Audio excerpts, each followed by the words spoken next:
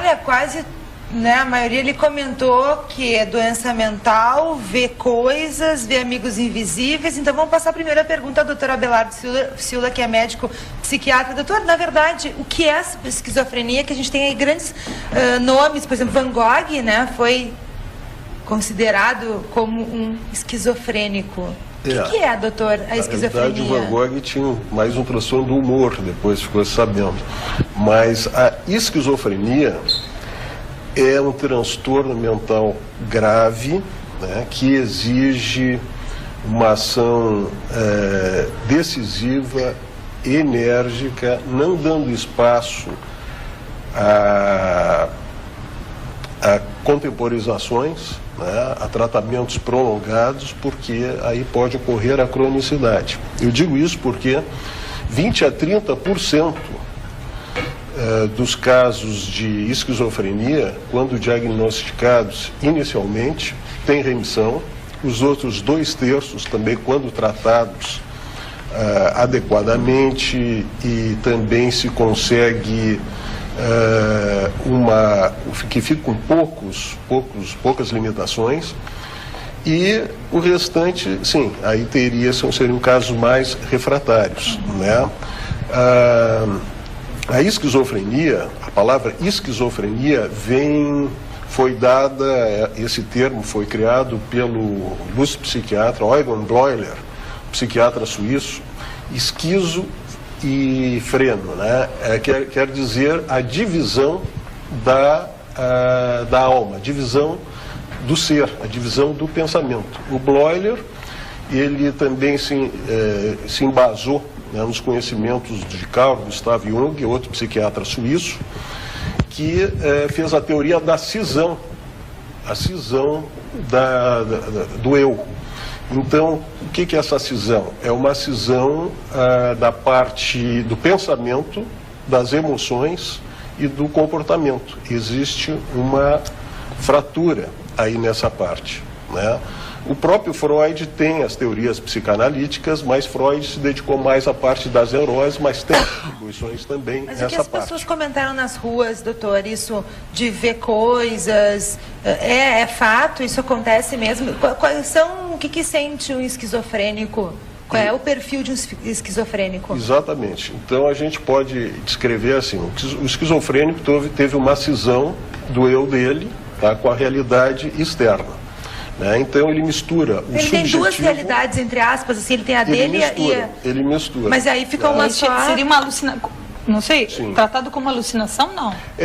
Aí entram os sintomas, né, da esquizofrenia, que são alucinações, delírios, né, e a desorganização do pensamento. Então ele imagina que aquilo pode estar acontecendo e para ele é uma verdade, aquilo está acontecendo. Exatamente. No momento que ele está em crise. Exato, ele mistura a fantasia com a realidade.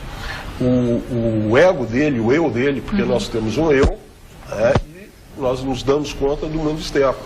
E existe uma limitação, né, entre o eu, o mundo interno, e o mundo externo. O esquizofrênico mistura, né, a subjetividade dele vai para a realidade, então aí entram os delírios, as fantasias, os delírios onipotentes, os delírios de grandeza. Então, os sintomas da esquizofrenia, principalmente, é um afrouxamento das associações, do pensamento. É uma desorganização do pensamento, é o pensamento desagregado. A pessoa não diria coisa com coisa. Mas isso neurologicamente também tem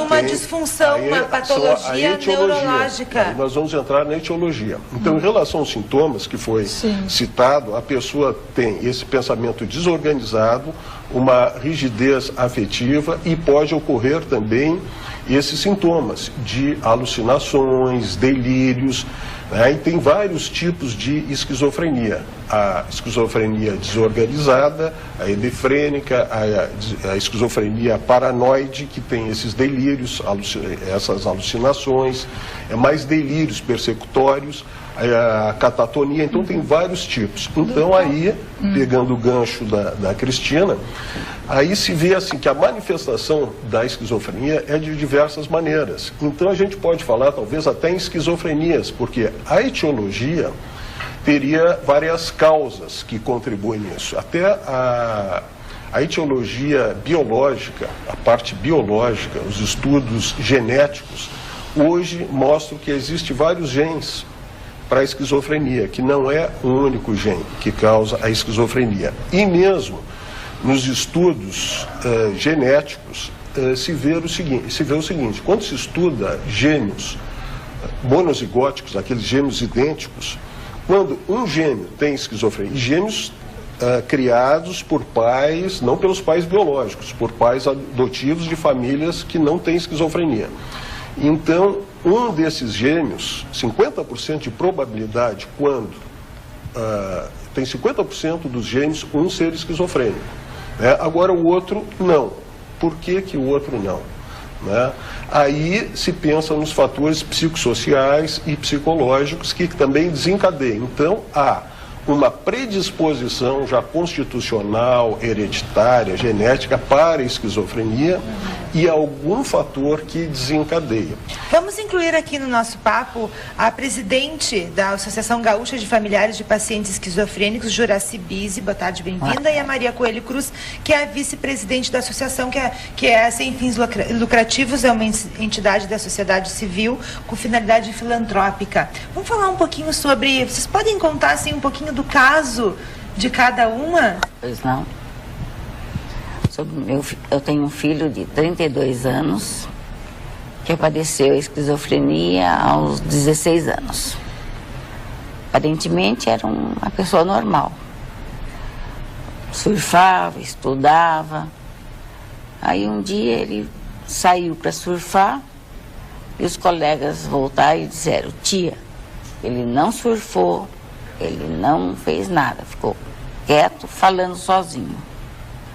Aí eu me preocupei e procurei já fazer o que será que está acontecendo. No primeiro momento a gente pensa em droga. E aí comecei a ver o que estava acontecendo, mas no primeiro momento não encontrei nada de droga. Aí comecei a levar nos médicos, não achavam nada. Queria achar um pouquinho de água, por favor? Sim. Tô com a boca seca. E aí, um dia eu cheguei do trabalho e ele perdeu a chave de casa. E ele queria entrar, e ele ficou nervoso. E aí, os vizinhos, ele queria pegar uma escada e subir no terceiro andar. E aí ninguém queria deixar, né? E aí, chamaram a polícia. Está em crise, é drogado. E ele dizia: não sou drogado. E aí... Pois é, vamos só passar um minutinho aqui para o doutor. Doutor, é o que ela está comentando, a questão das drogas, e aí o filho com 16 anos, até chegar ao diagnóstico de esquizofrenia deve ser meio difícil, porque tu tem um filho, aí tu vai leva no médico, leva no outro.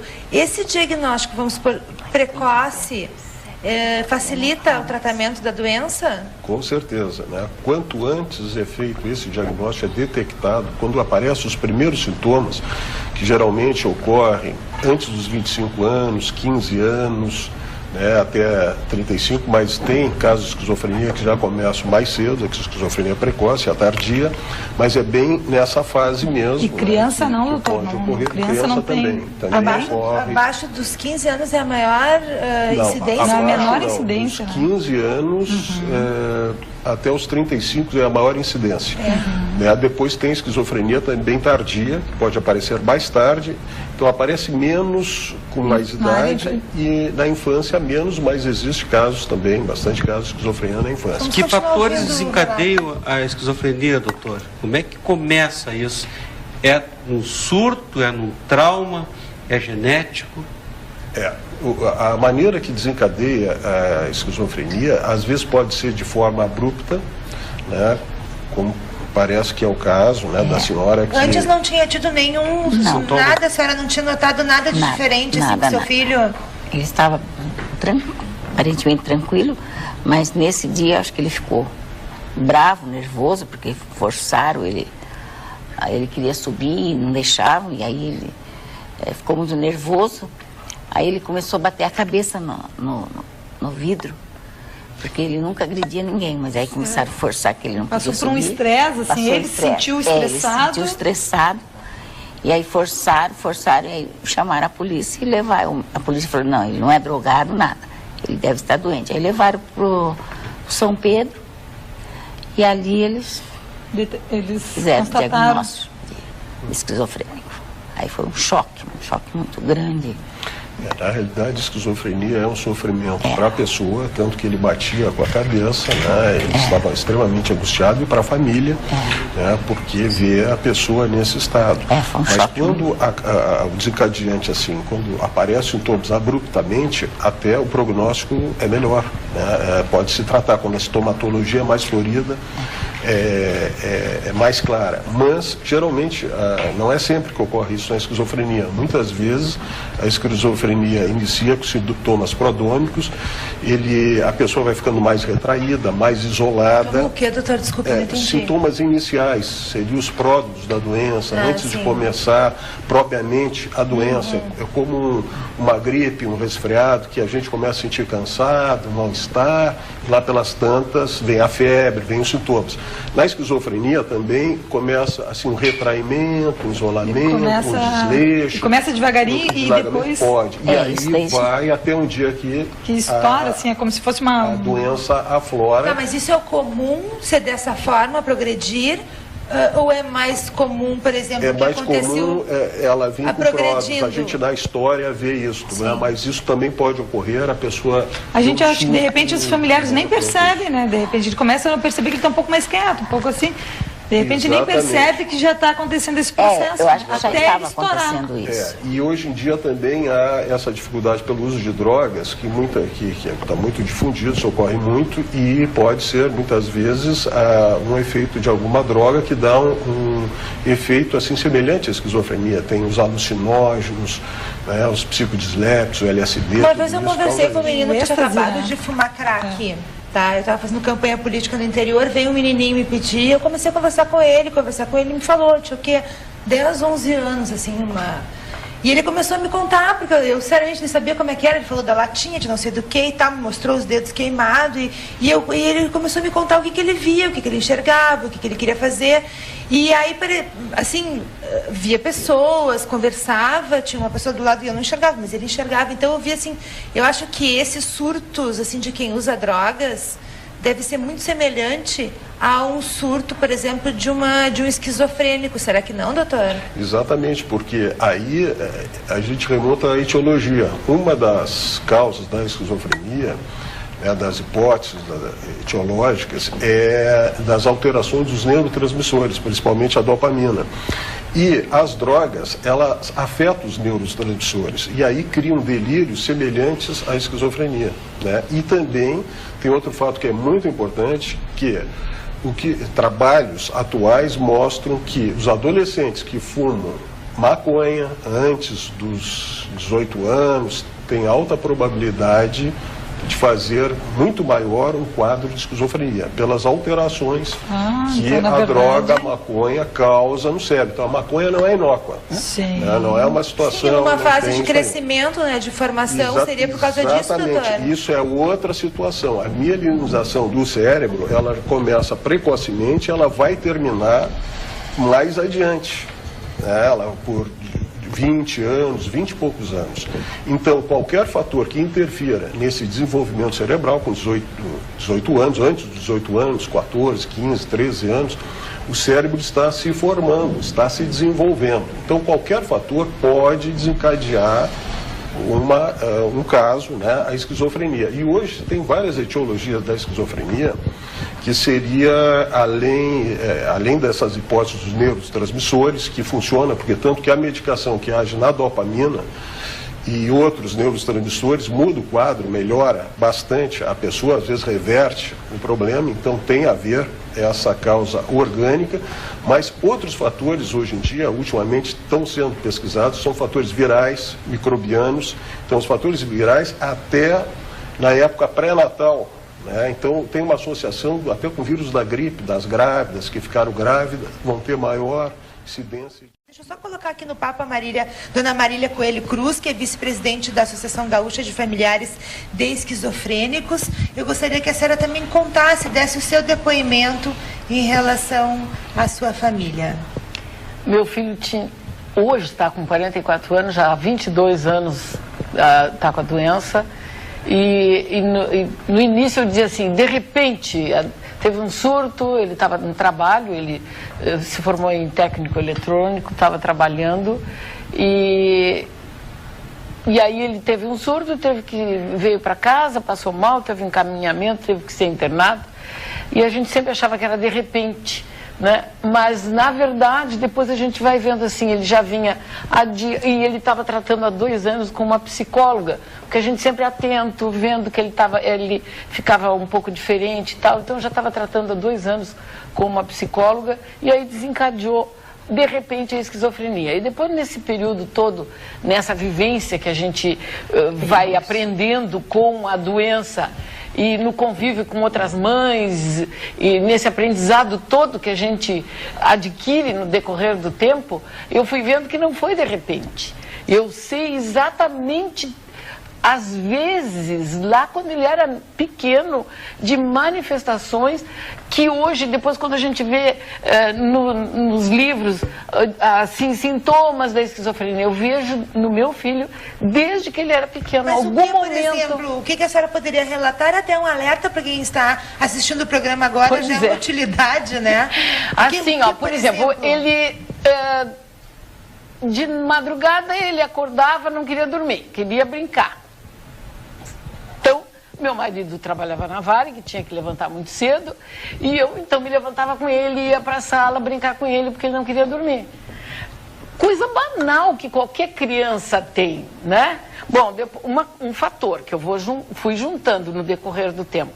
Depois, na escola, ele fazia rapidamente o trabalho e aí ele queria ser sempre muito avaliado. Ele botava uma vírgula, ele queria que a professora avaliasse que estava bom aquilo. Não é uma coisa normal numa criança, mas no decorrer da vida da gente era normal, porque mas ele já era diferente. Então, me chamava no colégio, a professora botava ele sentado no meio de 2 classes para ele não levantar, para não perturbar a aula. Nunca foi agressivo, nada, mas ele era muito carinhoso, muito sensível. Eu dizia para minha mãe, jamais pensando em doença mental, em esquizofrenia, o Leonardo parece um cristal, que se eu deixar cair, ele vai quebrar. Aí, bota para fazer natação, entra no movimento escoteiro, sofreu horrores no movimento escoteiro. Eu e meu marido entramos também para ajudar, para ser homem e tal, e ficar mais forte, mais valente. E ele sofrendo, porque ele era sensível, mas ele gostava, ele ia. Vivemos 15 anos naquele movimento de grupo de jovens. Então, ele adoeceu com 22 anos. Eu acho que não adoeceu antes, porque nós não deixamos, a gente foi levando a coisa adiante, suprindo as necessidades que ele já mostrava, a gente ia botando coisas daqui e dali e levamos. Mas chegou a ter assim, um momento que vocês tiveram que levar para o médico para ser avaliado, ou foi uma evolução? Não, a evolução toda dessa sensibilidade, da coisa de querer sempre fazer bem feito, se não era bem feito, ele ficava muito preocupado, ele sempre muito preocupado com a avaliação que faziam dele. Foi ótimo aluno, foi ótimo. Eu achava assim, ele é perfeccionista. É só fazer, não, que bom que ele gosta disso e ele é perfeccionista. A gente achava até, né? Isso é um ponto positivo. Pois é. Mas agora não é. Agora a gente vê que não é. E daí, de repente, ele sofria muito com isso, mas falou, mas os limites, é o exagero. Era demais aquilo, ele tinha que ser no meio, e ele era do extremo, em todas as coisas. Tá com quantos anos hoje? 32. 32. Queria fazer uma pergunta para você. Pois não. Esse meu filho é adotivo. E a primeira que eu anotei foi no dia que ele descobriu que era adotivo. O senhor acha que tem alguma coisa a ver? Que idade ele tinha? Ele tinha 9 anos. Quer dizer, quando eu contei, na realidade, ele tinha 5. Nesse dia eu não percebi nada. Mas quando ele tinha 9 anos, o dia que meu filho mais velho se formou médico, E ele estava todo arrumadinho para ir para a formatura e 2 amigos disseram, você vai aonde? Ele falou, vou na formatura do meu irmão. Sério para ele, mas teu irmão não é esse, teu irmão deve ser algum vagabundo por aí. Nossa, quem falou isso? 2 colegas. Eu acho que nesse dia foi aqui. São fatores estressores, né, que é difícil determinar se foi ali que desencadeou o processo, mas é claro que isso é uma situação que abala, que estressa, né? Então é interessante ali que tem as 2 situações, a senhora refere mais insidiosamente que começou, a senhora refere mais abruptamente, mas tem um fato em comum, né, que ambas citaram, que é a sensibilidade da criança, que eles são frágeis, que eles são sensíveis. Exatamente, eu nos 30 anos que eu tenho de experiência em psiquiatria, quando falo que o esquizofrênico é rígido, né, não é, né, eu acredito, né, com a experiência que eu tenho hoje, que essa aparente rigidez do esquizofrênico seria uma defesa do mundo. Ele é muito sensível, ele é muito frágil. A senhora disse assim, meu filho sempre foi um cristal, né? E a senhora disse que também seu filho sempre foi extremamente um menino carinhoso. sensível. E geralmente o problema surge aos 16 anos, aos 20 e poucos anos, como a senhora falou, aos 22 anos, quando a criança, o adolescente já sai do lar e vai enfrentar mais o mundo. Então, geralmente, são pessoas que são mais sensíveis, às vezes também foram bem protegidas, mas tem muitas crianças que são bem protegidas, é ótimo para se estruturarem bem, terem um bom desenvolvimento psicológico, mas o mundo, quando começa a realidade, geralmente um serviço militar, que dá esse momento de ruptura, próximo ao serviço militar, quando o comércio sai de casa, o primeiro emprego. Sim, enfrentar a realidade, assim, essa dificuldade. Ele vai ter que fazer alguma coisa. E a faculdade também, né? Por outro lado, acho que é importante também citar que as mães não podem se sentir culpadas quando tem daqui a pouco assim que saiu do ninho. Mas não pode se sentir culpado pelo seguinte, porque tem famílias que não têm problemas e vão ter filhos esquizofrênicos, mas também a gente não pode deixar de considerar fatores psicológicos que podem ajudar, né, a precipitar lá pelas tantas a esquizofrenia, famílias hostis. A senhora tem outros casos na família com esquizofrênico? Não diretamente, mas antepassados, sim. Procurando, a gente encontra, assim, diversos. Porque de primeiro não tinha muito diagnóstico. A gente não chamava isso, né? Não, mas não tinha diagnóstico. Eu vou lhe dizer mais, não existe família que a gente olhe para trás, não vai ter um caso de uma pessoa diferente, de esquizofrenia, de alcoolismo. Isso aí ocorre. Todo mundo é meio diferente, né? Eu digo para eles, eu sou um pouco também, bastante. Eu acho que como a gente encara, né, esse tipo de situação, acho que muda muito. Mas agora, eu acho bem importante isso, essa maneira de encarar, que é uma das propostas nossas lá da associação, é isso. No momento, eu estou há 12 anos lá, faço um trabalho voluntário, a Juraci também, e lá todo mundo faz trabalho voluntário, mas a importância desse agrupamento, desse dar as mãos e levar o problema juntas, que o que eu sinto no início, quando era sozinha, eu batalhava sozinha e achava que era só eu. A Juraci vinha agora conversando, dizendo, quando eu vi no jornal uma associação de familiares, ela disse, puxa, mas então não sou só eu que tenho problema. As pessoas ficam, acho que, isoladas e também, não sei se tem isso, mas ficam como se fosse diferente, uma vergonha, uma coisa assim, não sabe como tratar isso. E se não tem mais pessoas nos ajudando e fazendo esse trabalho, porque estão escondidas atrás do preconceito. Porque o preconceito faz com que... Mas esse preconceito a gente foi formada culturalmente de ter medo e de ficar longe do doente mental. Mas isso vai passar do quê? Tu vê por filmes, esquizofrênico, tu vê em novela, esquizofrênico tem problema, quer dizer, depende como é passado isso, a mídia, em forma de filme, em forma de novela. A mídia vai aparecer, quem matou é o esquizofrênico. Exatamente. Quem comete delito primeiro é um esquizofrênico. Deixa eu colocar junto aqui na... Assim, ontem eu fui assistir um filme muito bom, muito legal, que é o Cisne Negro. e que tem tudo a ver com o que a gente está conversando a respeito disso, né? Até vou colocar o trailer para o pessoal assistir. O Cisne era esquizofrênico, Adriana? Não, na verdade é o seguinte, a bailarina, eu tenho a história aqui para a gente colocar, vou colocar aqui, vou botar o trailer para todo mundo assistir aqui, ó. Enquanto isso. O filme foi lançado agora em 2010, vencedor de 4 Oscars, e conta a história de uma bailarina, que é a Nina, que possui sérios problemas interiores, especialmente com a mãe, que é uma bailarina aposentada e que incentiva a ambição profissional da filha.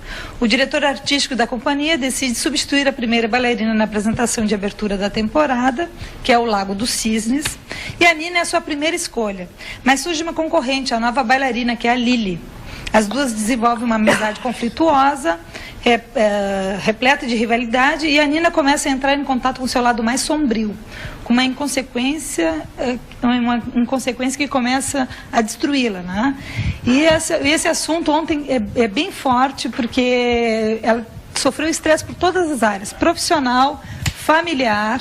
É a Natalie Portman, cara. E isso ganhou o Oscar de melhor atriz, muito boa, ela está maravilhosa nesse filme. E realmente o assunto é muito pesado, assim, na maneira que foi tratado, virou quase um suspense, né? É um suspense, um filme quase de terror, assim, como foi colocado. Só que eu acho que é um assunto bem importante para tratar como nós estamos tratando aqui, até para desmistificar esse tipo de assunto, para a gente tratar muito bem de frente, né? E de repente ser uma coisa mais leve, muito mais leve do que já foi apresentado no cinema. Só que é uma dica bem interessante só para a pessoa saber. Tá passando é um filme aonde? pesado. Eu assisti no Guion, tem no shopping Moinhos de Vento, no Barra Shopping também. Agora ela está maravilhosa. Doutor, já assistiu? Já assisti, é um filme assim bastante psicológico e bem interessante, porque tu falas assim dessa situação da exigência, né, materna, dessa Uma frustração da mãe, né? A ambição dela, a frustração, mas também existe exigências internas da própria pessoa. E o filme eu acho que mostra muito bem, né? A perfeição. dependendo do lado que se olha, tu pode ver por esse lado de fora, da exigência, da ambição, né? Mas também o lado interno, porque no filme o Cisne Branco e o Cisne Negro, aí é uma dicotomia, né? Da pureza, que é a bailarina que fazia o Cisne Branco, a Nina, né? Significava a pureza, ela era jovem, e o Cisne Negro, ela já era uma mulher madura, uma mulher já vivida, que já tinha outra experiência, né? Tanto que até tem cenas ali no filme que ela aparece olhando pela janela do trem, que a gente pode entender como a vida passando, Sim. que ela via, ela olhava, e até a bailarina de costas, as bailarinas são todas um pouco parecidas com o Coque, né? Até se assemelhava com ela assim mais tarde, né? Então a pureza. E isso e também o outro lado da experiência vivida. Isso também nas mulheres existe esse conflito interno entre a pureza, ser pura ou ser uma devassa. Sim, né? Que é o que a mãe exigia a pureza, chamava ela de meu docinho. Então, ela chamava o tempo meu docinho. Preto, e o coreógrafo sempre chamando ela para uma coisa pesada. Assim, sim, minha louca, tarada. Não, e o interessante no filme é isso, que ele tenta pegar, ele achou assim que era difícil aquela mulher mais vivida, experiente, fazer o papel da pureza. Agora, a outra teria que ter o outro lado, que ele queria colocar as duas em uma só. É dicotomia nessa situação. Pra gente comentar, o Bruno Surfistinha, que eu fui assistir. Também assisti, e aí eu já li uma crítica na Folha que bateu exatamente com tudo aquilo que eu pensei, a minha crítica em relação a esse filme. Vamos trazer adolescentes aqui, vamos trazer a Fernanda Bastos, que é psicóloga, também trata com adolescentes. Mas antes disso, deixa eu abrir o telefone aqui ao vivo para você participar, que é o 3211-6998. Nós estamos hoje falando sobre esquizofrenia. Enquanto você vai ligando, vamos ver então se tem aí já alguém na linha para participar. 3211-6998. Manuel de Cidreira, boa tarde, Manuel. Oi, Manuel, tá ouvindo? Tem que ouvir só pelo telefone. Tá bom. E aí nós vamos então começar a abrir para que as pessoas possam participar e mostrar que este assunto, de repente, quem tem na família. Doutor Abelardo Ciulla, a doutora Janaína Costa, advogada, falou a respeito da responsabilidade, mas essa perícia... Na linha tá ok. Sim, Caio, pode ser? Vamos lá, Manuel, boa tarde. Não, aqui não tá o retorno aqui para baixo, só. A gente não tá ouvindo aqui no estúdio. Cidreira, né? Mas doutora Abelardo Ciulla, passa por uma perícia do profissional do comportamento, no caso um psiquiatra. Em que momento é passível de uma interdição ou não, ou a doença pode ser controlada e a pessoa viver com a esquizofrenia e socialmente? É possível isso? Não, é que no caso da interdição, a pessoa ficou com defeitos esquizofrênicos. Então, ele tem limitações, né, que impedem ele de ter assim um juízo crítico, de avaliar as situações, né? E os casos de interdição sempre são de esquizofrenia ou de deficiência mental. São casos já bem avançados, isso, onde a pessoa mental, não consegue mais discernir o que é bom e o que é ruim. Mas não são todos esquizofrênicos, existem casos dentro tem da esquizofrênico que tem vida normal, tem casos trabalha, vive sozinho, constitui Ganha família. prêmio Nobel, né? Prêmio Nobel, que é o matemático. Está trabalhando. Ainda tem isso? Nós temos o matemático e tem outras personalidades, Tem né? outras personalidades que o pessoal fala que... foram, né, diagnosticados. Eu achava realmente, pelo que eu tinha lido também, que o Van Gogh era esquizofrênico, então não foi comprovado. Ele entrou mais no espectro agora bipolar do que da Bipolar, esquizofrenia. então quando ele arrancou aquela orelha, Isso, exatamente. foi um surto Isso, de... quando ele brigou discutiu com o Gauguin, né? Gauguin e foi entregar... Isso, exatamente. Telefone para Quando ele morre, participar. ele disse, Gauguin é meu mestre ainda, né? Eles Imagina. tinham uma afinidade muito grande. É Tá o aí, ó, pra matemático você John no Forbes vídeo. Nash, professor e prêmio Nobel de Economia, retratado no filme Uma Mente Brilhante. Isso aí, ele ganhou o prêmio, né? Como matemático, Isso. por uma teoria, né? Porque eles são super inteligentes. A maioria deles são inteligentes. Quase todos, por exemplo, na associação, que é o meu contato, que é o nosso contato com... Na Associação Gaúcha de Familiares de Pacientes Esquizofrênicos. A maioria deles tem um nível médio a superior, tem formados em engenharia. O meu filho era técnico eletrônico, tem advogado, tem a Cláudia, que tirou o curso na ESPM, propaganda e marketing, né? A maioria deles tem um nível... Eles perdem um pouquinho. E lá a gente tem aulas de inglês, tem aula de cultura geral, porque a nossa atividade lá não é terapia, é convívio social e ocupação do tempo, porque senão eles ficam em casa só dormindo e sem motivação de vida.